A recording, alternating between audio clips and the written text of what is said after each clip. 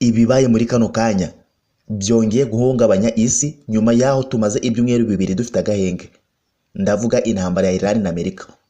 Iran itanze gasopo iremereye cyane benshi bise umuburo kuri leta zunze ubumwe za Amerika. Nguhaye ikaze nanone kuri Hot World Entertainment. Iran yaburiye Amerika yuko ishobora guhungabanya ubwikorezi bwose bwo mu nyanja itukura Red Sea mu gihe cyose Amerika yabikomeje kuyifungira inzira.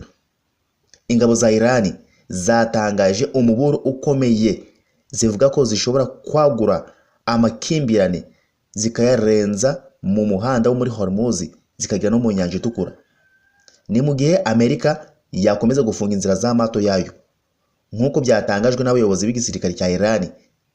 Igerageza iryo ryose riturutse i Washington ryo kubuza amato ya Iran atwara petrol na gaze n'ibicuruzwa by'ubucuruzi ku nyanja muri iyi nyanja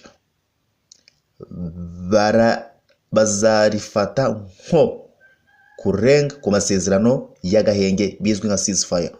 Bityo Iran ishobora gusubiza ihungabanya ubwikorezi bwo mu mazi mu bice byinshi by'ingenzi ku isi. Ibi nibyo umuyobozi mukuru wa gisirikare yavuze muri Iran. Yagize ati ntago tuzemera ko ibicuruzwa byinjira cyangwa bisohoka bigakomeza mu bice bikomeye birimo ikigobe cya Perse ibizwi nka Perse Gulf. Aha harimo ikigobe cya Oman, Gulf of Oman ndetse n'inyanja itukura, mu gihe igitutu gikomeje cya leta zunze ubumwe z'Abanyamerika cyo gukomeza guhagarika amato yacu.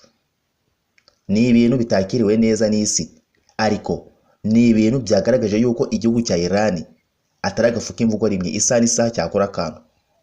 Depa 250 niko nitwa. Iyi ni update ku ntambara iri hagati ya Iran ndetse na Amerika. Ciao ciao.